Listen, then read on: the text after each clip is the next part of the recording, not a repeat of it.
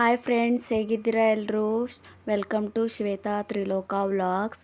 ಇದು ಮಂಗಳವಾರದ ವ್ಲಾಗ್ ಆಗಿದೆ, ಅಮಾವಾಸ್ಯೆ ದಿನದ ವ್ಲಾಗು.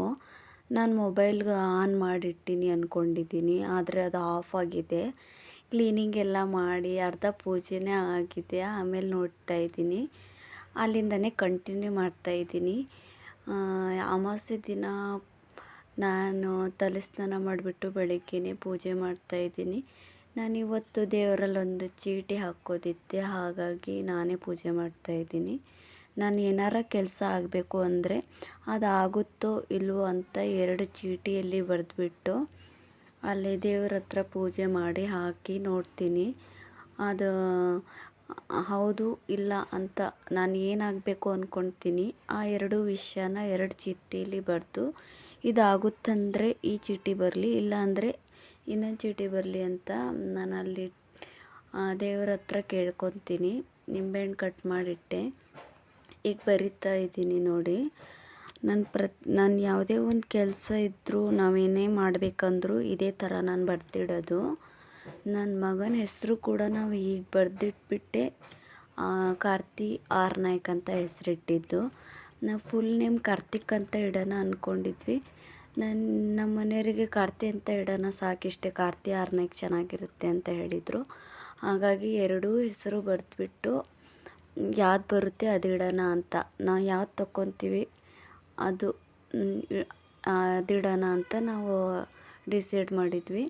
ಈಗಲೂ ಅಷ್ಟೇ, ನಾನೊಂದು ವಿಷಯದ ಬಗ್ಗೆ ಆ ವಿಷಯ ಕಂಟಿನ್ಯೂ ಮಾಡಲಾ ಬೇಡವಾ ಅನ್ನೋ ಒಂದು ಕನ್ಫ್ಯೂಸಲ್ಲಿರ್ಬೇಕಾದ್ರೆ ನಾನು ಹಾಗೆ ಮಾಡ್ಕೊಂಬಿಡ್ತೀನಿ.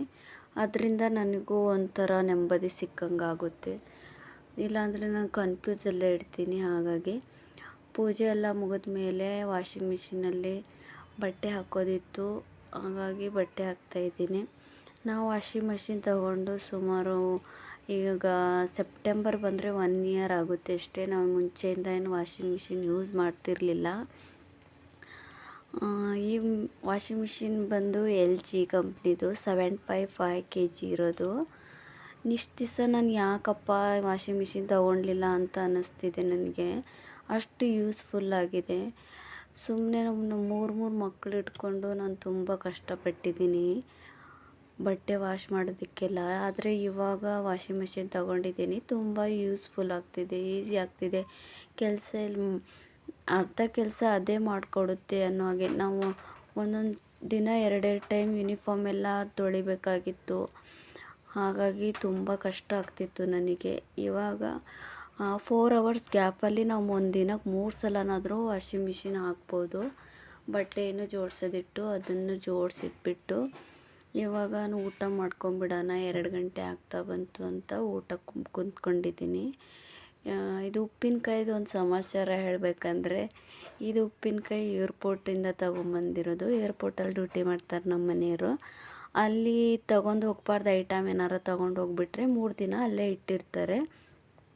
ಅವ್ರು ಬಂದು ವಾಪಸ್ ತೊಗೊಂಡು ಹೋಗಲಿಲ್ಲ ಅಂದರೆ ಸುಮ್ಮನೆ ವೇಸ್ಟ್ ಆಗುತ್ತಲ್ಲ ಅಂತ ಯಾರಾದರೂ ತೊಗೊಂಡು ಹೋಗ್ತಾರೆ. ಹಾಗೆ ತೊಗೊಂಬಂದಿದ್ದು ಉಪ್ಪಿನಕಾಯಿ ಅದು. ಬಟ್ಟೆ ಹಾಕಿದ್ದೆಲ್ಲ ವಾಶ್ ಆಯಿತು. ಕ್ವಿಕ್ ವಾಶ್ ಹಾಕಿದ್ದೆ ನಾನು 25 ಮಿನಿಟ್ಸ್. ಸ್ವಲ್ಪ ಬಟ್ಟೆ ಇದ್ದರೆ ಕ್ವಿಕ್ ವಾಶ್ ಹಾಕ್ಬೋದು, ಜಾಸ್ತಿ ಬಟ್ಟೆ ಇದ್ದರೆ 46 ಮಿನಿಟ್ ತೋರಿಸುತ್ತೆ. ಹಾಗಾಗಿ ಬೇಗನೆ ಬಟ್ಟೆ ವಾಶ್ ಆಯಿತು ಅಂದ್ಕೊತೀನಿ. ಇದೇ ಒಣಗಿಸ್ಬಿಟ್ಟು ನಂದು ಇವಾಗ ರೆಸ್ಟ್ ಮಾಡೋದು ಸಮಯ. ಒಂದು ಸಣ್ಣ ಕ್ಲಿಪ್ ಇತ್ತು ಬೆಳಗ್ಗೆ ಸ್ಕೂಲಿಗೆ ಹೋಗ್ಬೇಕಾದ್ರೆ ನಮ್ಮ ಮಕ್ಕಳದ್ದು. ಅವಳದ್ದು ಇವತ್ತು ಸ್ಕೂಲಲ್ಲಿ ಪ್ರೇಯರ್ದೊಂದು ಸಾಂಗ್ ಹೇಳೋದಿದೆ ಅಂತೆ, ಹಾಗಾಗಿ ಬೇರೆ ಟಿ ಶರ್ಟ್ ಹಾಕ್ಕೊಂಡು ಹೋಗ್ತಾ ಇದ್ದಾಳೆ. ಹಾಗೆ ಒಂದು ಪ್ರಾಡಕ್ಟು ಶಾರ್ಟ್ಸಲ್ಲಿ ಕೂಡ ಅಪ್ಲೋಡ್ ಮಾಡೋಕ್ಕೆ ರೆಡಿ ಮಾಡಿ ಇಟ್ಕೊಂಡಿದ್ದೆ, ಇದರಲ್ಲೂ ಆ್ಯಡ್ ಮಾಡ್ತಾಯಿದ್ದೀನಿ. ಒಂದು ಹಾಫ್ ಟಾಪು ಮತ್ತು ಜೀನ್ಸ್ ಪ್ಯಾಂಟ್ ತಗೊಂಡಿದ್ದೆ, ತುಂಬ ಚೆನ್ನಾಗಿದೆ. ಜೀನ್ಸ್ ಪ್ಯಾಂಟಿಗೆ 450 ಏನೋ ಆಗುತ್ತೆ, ಮತ್ತು ಹಾಫ್ ಟಾಪಿಗೆ 250 ಏನೋ ಆಗುತ್ತೆ. ಆದರೆ ತುಂಬ ಚೆನ್ನಾಗಿದೆ ಪ್ರಾಡಕ್ಟು. ಯಾರಿಗಾದರೂ ಬೇಕಿದ್ದರೆ ಲಿಂಕ್ ಅಂತ ಕಮೆಂಟ್ ಮಾಡಿ, ಲಿಂಕ್ ಶೇರ್ ಮಾಡ್ತೀನಿ. See you in next vlog.